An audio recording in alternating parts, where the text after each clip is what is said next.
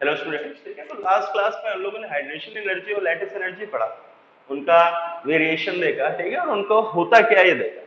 अब नेक्स्ट हम लोग देखेंगे सॉल्युबिलिटी ऑफ आयनिक कंपाउंड्स, ठीक है। तो सॉल्युबिलिटी ऑफ आयनिक कंपाउंड्स में जनरली अभी हम लोग दो देखेंगे। आयनिक कंपाउंड्स मतलब जो तुम्हारे मेटल प्लस नॉन मेटल। तो जनरली अभी तुम जो किसकी सॉल्युबिलिटी कंपेयर करोगे, group one and group two salts.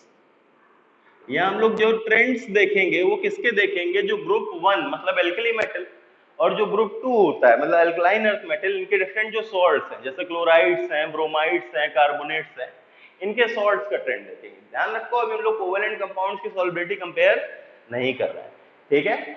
D block elements भी होते हैं लेकिन डी ब्लॉक एलिमेंट्स की सॉल्युबिलिटी भी अभी नहीं कंपेयर की जा रही। तो हम लोग आयनिक कंपाउंड्स कौन से, group one and group two salts, ठीक है। तो एक चीज सबसे पहले भी चीज ध्यान दो, अगर तुमसे बोला गया सॉल्युबिलिटी क्या है, तो सॉल्युबिलिटी क्या है कि जब NaCl, तुमने नमक को पानी में डाला, NaCl को पानी में तुमने डिसॉल्व किया, क्लियर है। जितना ज्यादा डिसॉल्व होता जाएगा उतना ज्यादा सॉल्युबल होगा। सॉल्युबिलिटी को अगर मैं जनरल सेंस में बात करूं तो मैं यही बोल सकता हूं, नमक को पानी में डिसॉल्व करो, जितना ज्यादा डिसॉल्व होगा उतनी ज्यादा सॉल्युबिलिटी।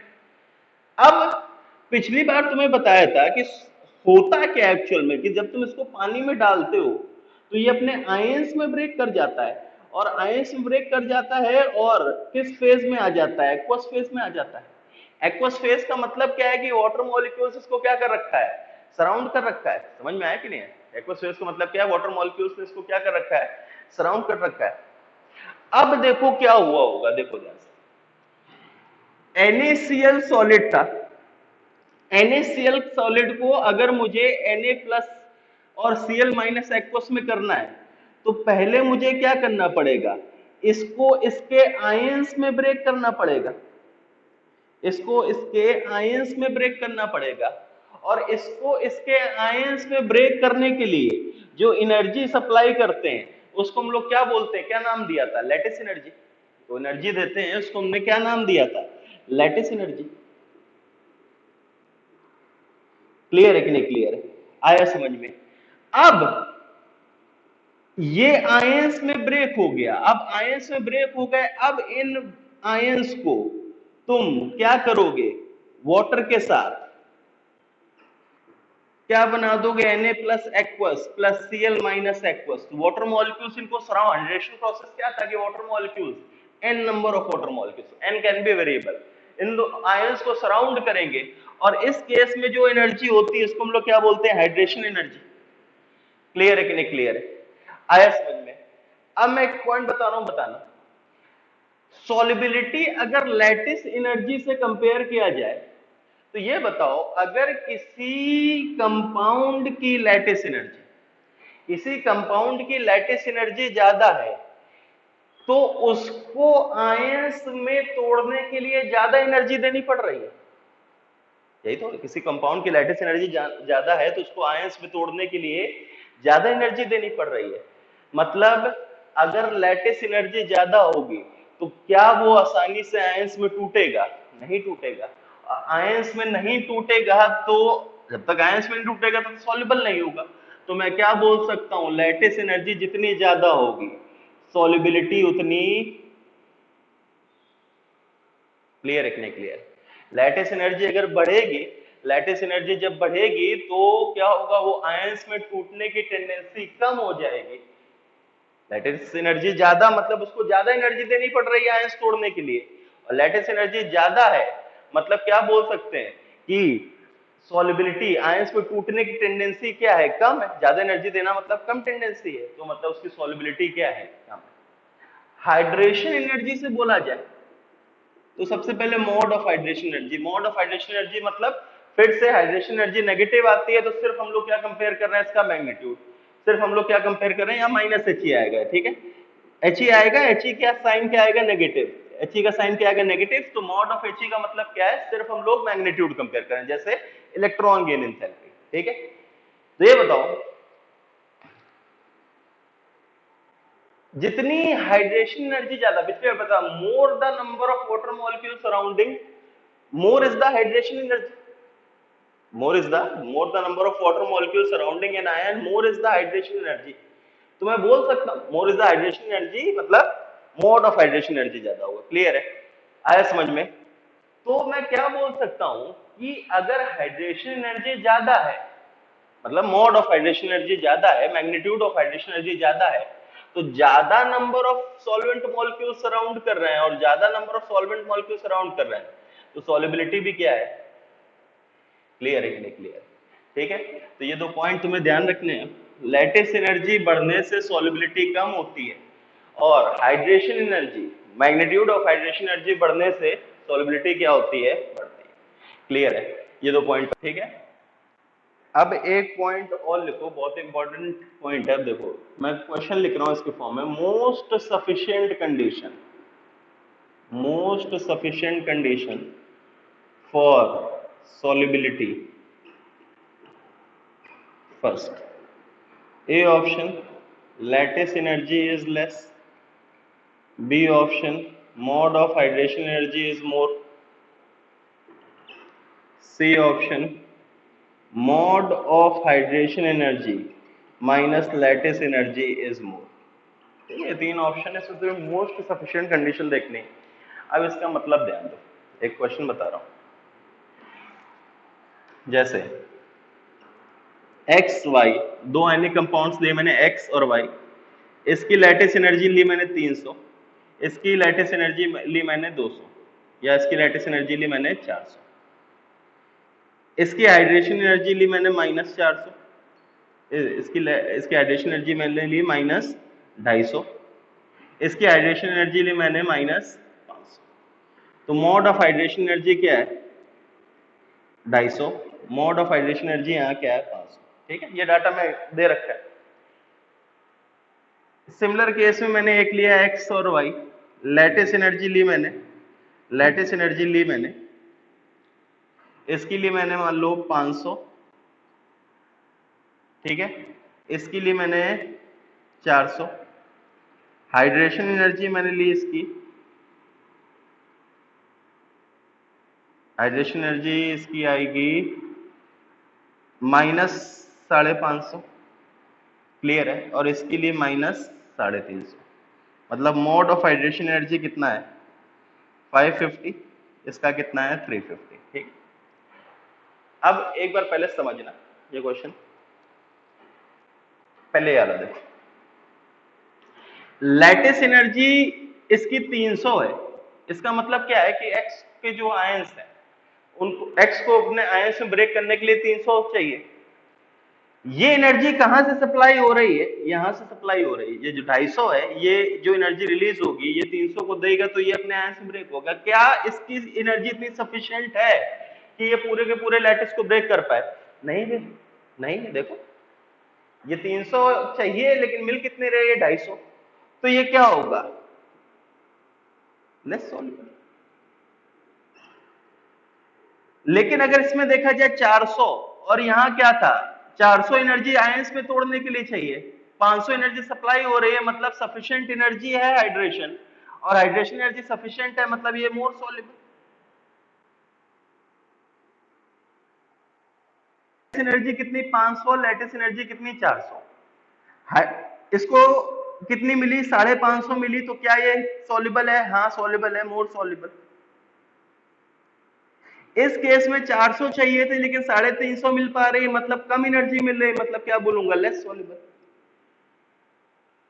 अब पॉइंट ध्यान दो, इस वाले केस में लैटिस एनर्जी के हिसाब से बताओ एक्स और वाई में कौन, अभी जो हमने ऊपर पढ़ा उसके हिसाब से बोला जाए ज्यादा सॉल्युबल कौन है, तो मैंने बोला lattice energy is inversely proportional to solubility.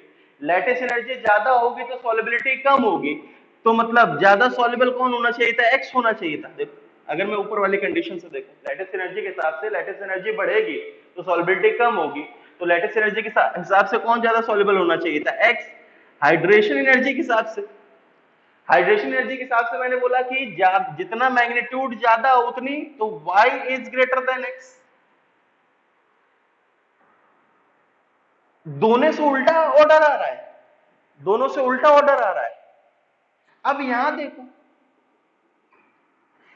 X और वाई में लैटिस एनर्जी से ज्यादा सॉल्युबल कौन होना चाहिए था? Y greater than X. Lattice energy कम तो सॉल्युबिलिटी ज्यादा। हाइड्रेशन एनर्जी कौन ज्यादा होना चाहिए था? X greater than y. Hydration energy से कौन ज्यादा सॉल्युबल होना चाहिए था? X greater than y. मतलब क्या चीज है? देखो चीज क्या है कि ये दोनों फैक्टर्स इंडिविजुअल नहीं लगते हैं, दोनों फैक्टर्स का कॉम्बिनेशन क्या होता है, नेट रिजल्ट देता है। तो नेट रिजल्ट क्या आएगा? मैं mod of hydration energy minus lattice energy निकालूंगा। तो mod of hydration energy minus lattice energy निकालोगे तो इसमें कितना आ रहा था? -50। इसमें कितना आ रहा था? +100। -50 और +100 में ज्यादा कौन है? +100। तो y is greater than x, और वो सही भी है। देखो हम लोगों ने अभी बोला मोर सॉल्युबल और लेस सॉल्युबल। इस केस में mode of hydration energy minus lattice energy कितना आ रहा था? इस वाले केस में कितना आ रहा था? 50। इस वाले केस में कितना आ रहा था? -50। कौन ज्यादा है? x का ज्यादा है। +50 इज ग्रेटर देन -50, और सही भी है। तो मतलब इंडिविजुअल फैक्टर से मैं कभी, हाँ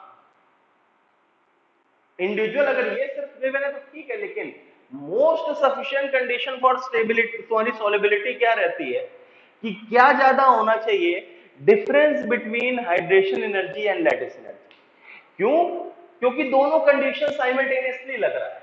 मैं एक कंडीशन से पूरी चीज नहीं आंक सकता, मुझे दोनों चीजें पता होनी चाहिए, कितनी ज्यादा हाइड्रेशन एनर्जी और कितनी कम लैटिस एनर्जी। क्लियर है? लिख लो। ठीक है, तो most sufficient condition for solubility is जितना ज्यादा difference between mod of hydration energy और लैटिस एनर्जी। लिख लो।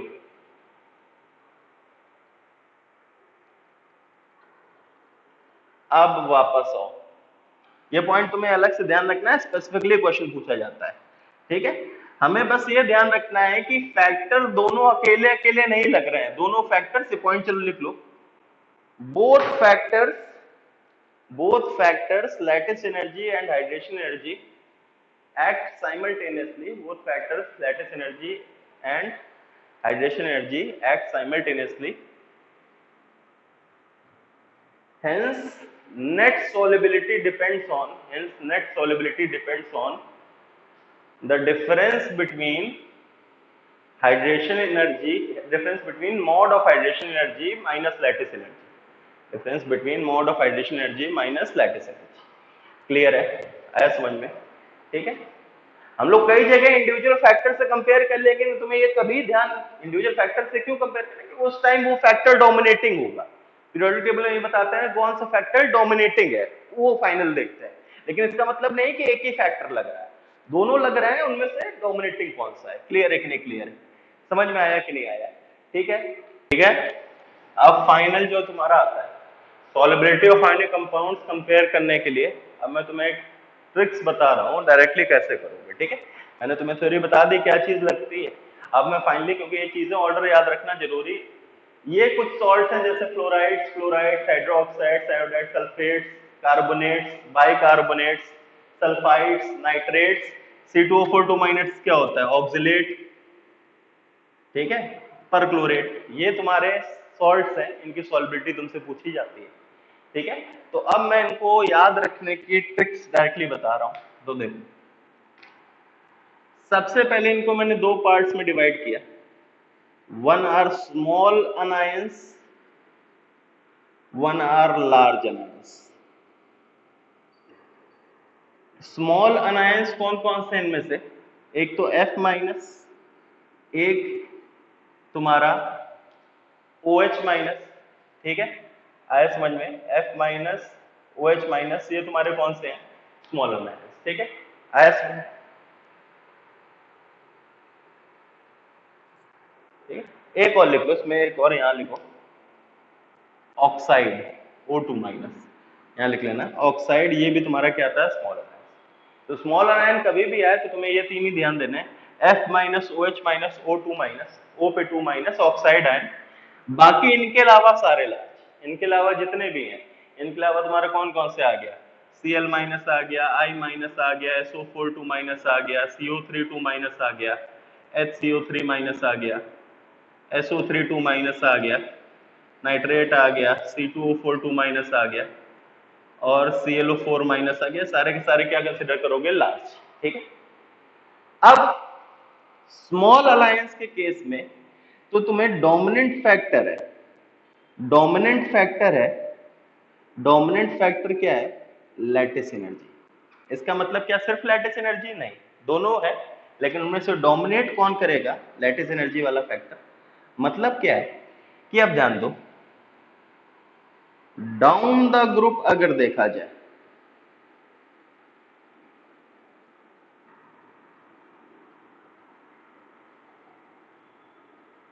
अगर तुमसे बोला जाए जैसे LIF,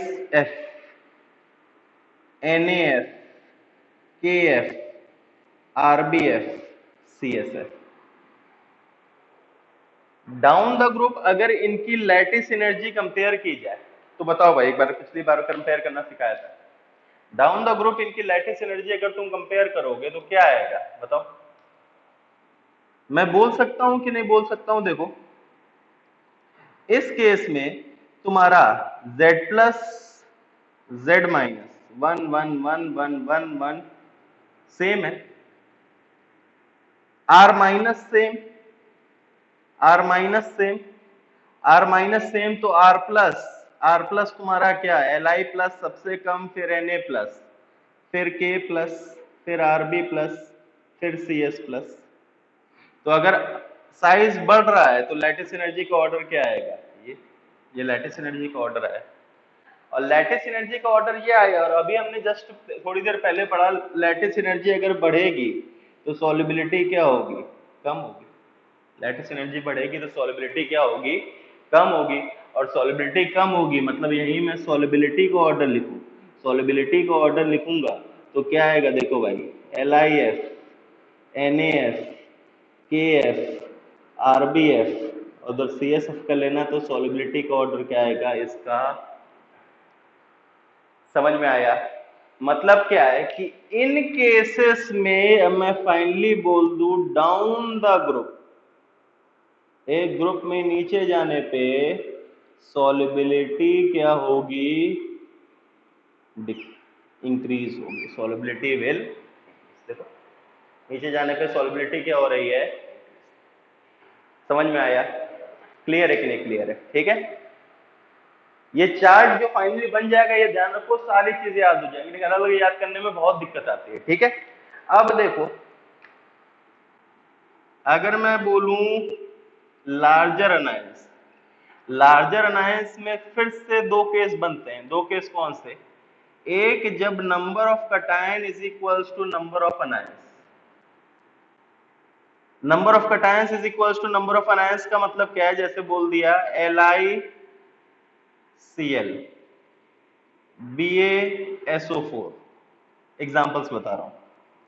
और इस केस में number of cations does not equal to number of anions, मतलब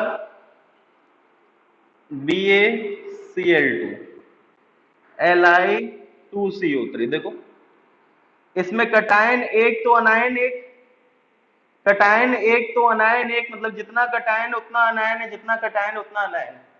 समझ में आता है? Number of cation equal to number of anion, मतलब जितना कटायन उतना अनायन। इसमें एक कटायन पे दो अनायन, मतलब अनइक्वल। सिमिलरली इसमें दो कटायन एक अनायन, फिर से अनइक्वल। समझ में आया?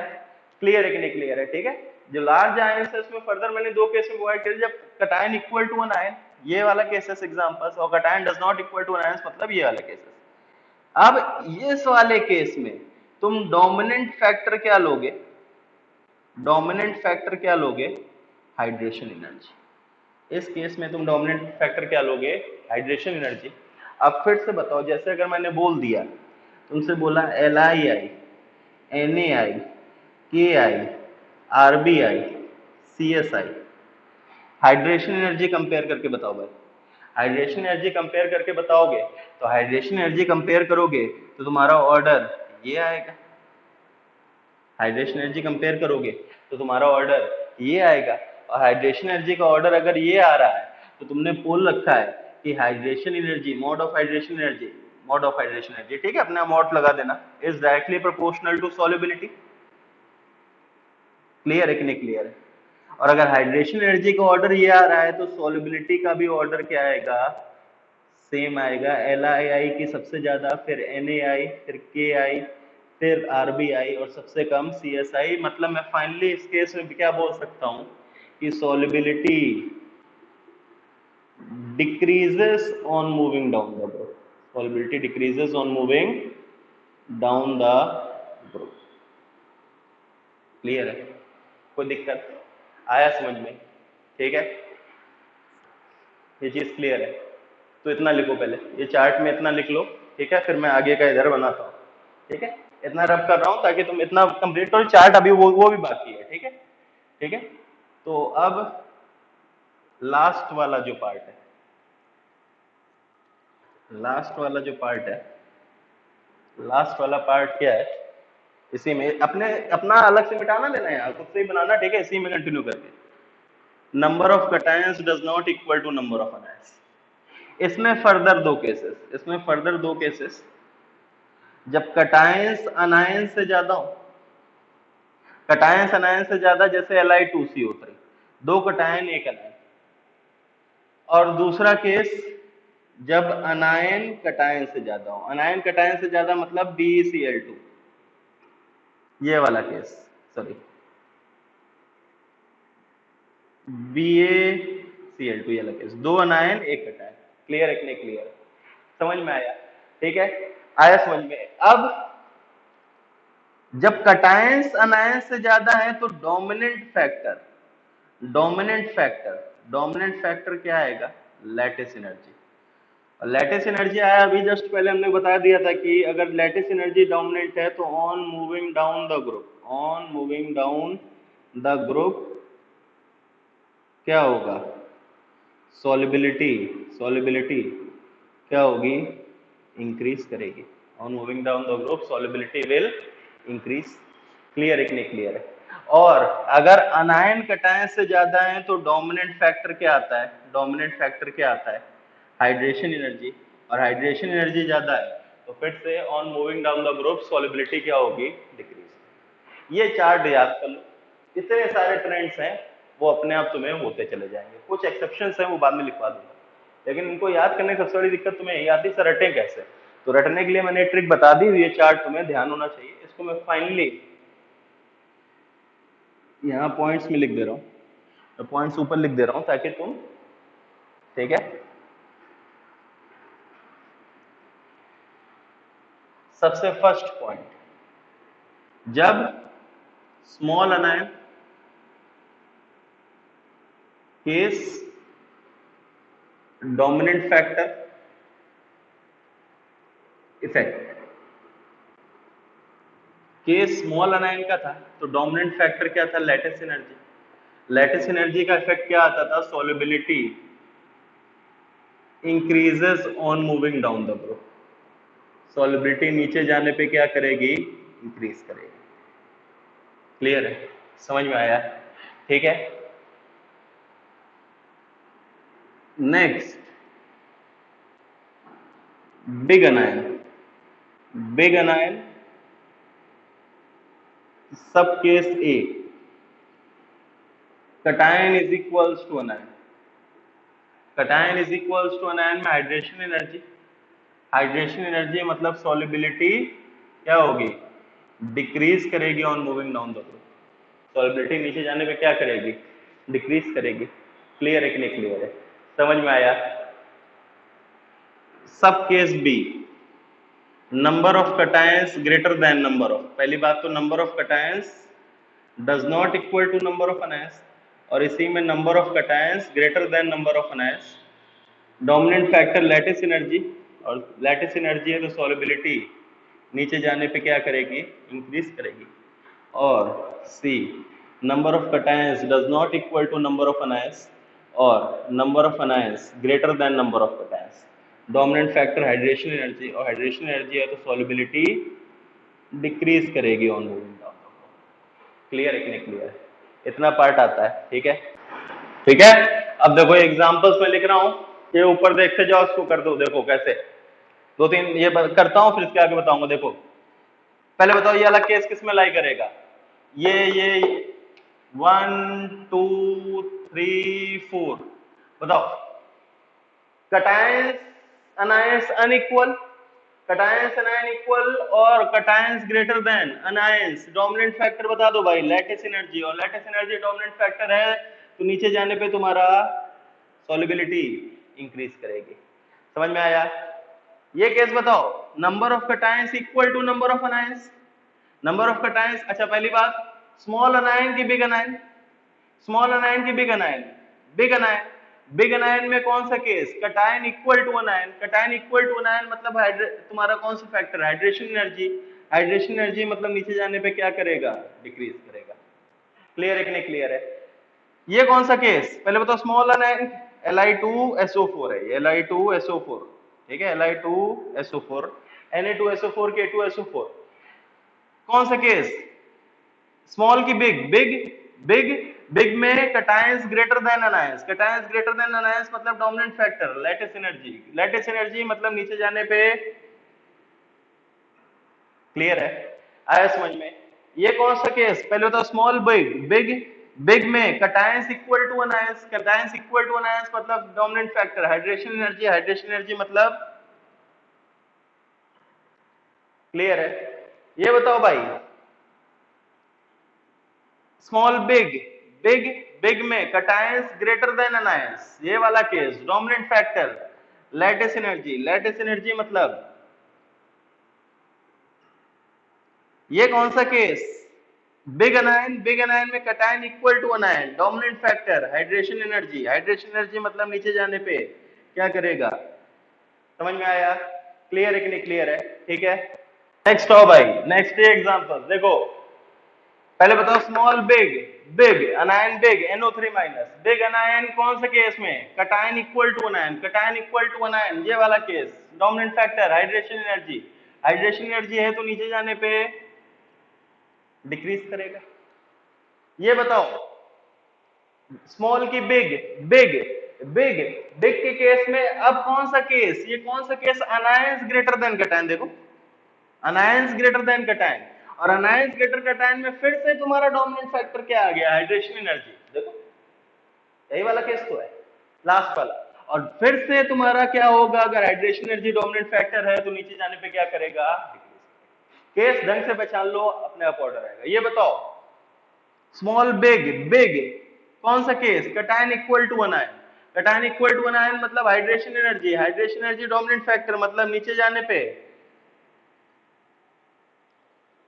ये कौन सा केस? स्मॉल की बिग, बिग बिग में कौन सा? Anions greater than cations, anions greater than cations फिर से dominant factor hydration energy, hydration energy मतलब।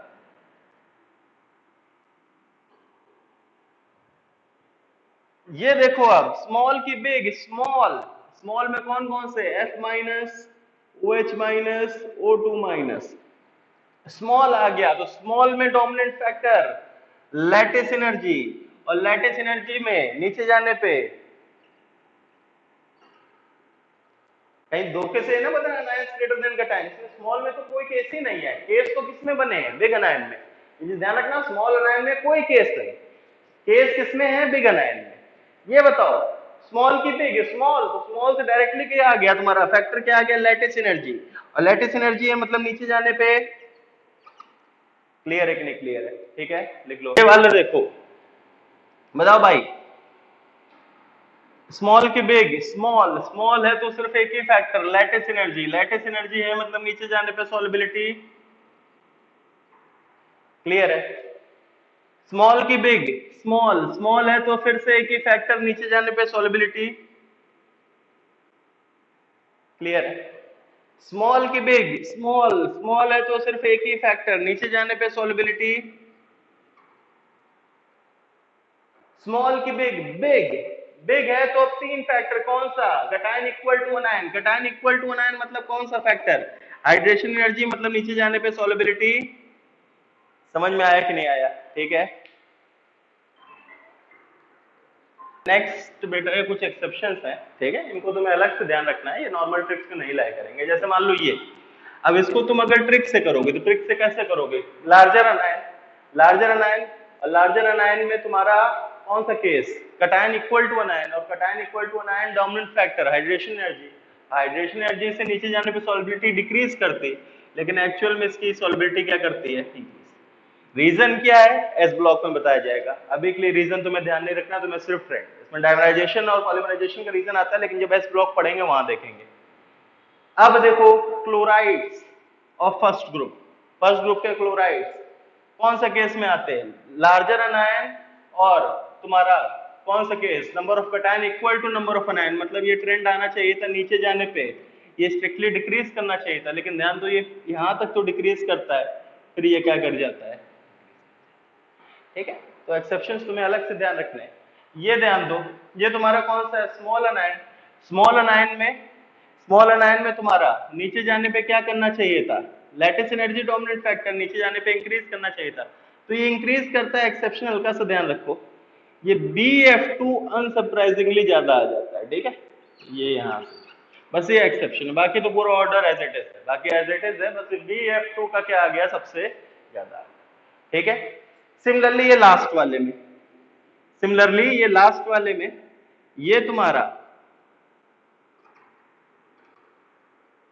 BC2O4 का क्या आ जाता है ज्यादा, ठीक है। तो एक्सेप्शंस को अलग से ध्यान रखो। और ये कहता है Na2Cr2O7 और K2Cr2O7, इसमें तुम्हारा किसका जाता है, Na2Cr2, ठीक है। तो लगभग ये तुम्हारे जो अनायस हैं जो तुम्हारे कोर्स में आते हैं वो तुम्हारे सारे कवर कर दिए, उनके सॉल्युबिलिटी ऑर्डर, ठीक है। मैक्सिमम ट्रिक्स हो जाएंगे, 5 एक्सेप्शंस अलग से तुम्हें ध्यान रखना है, क्लियर है, लिख लो।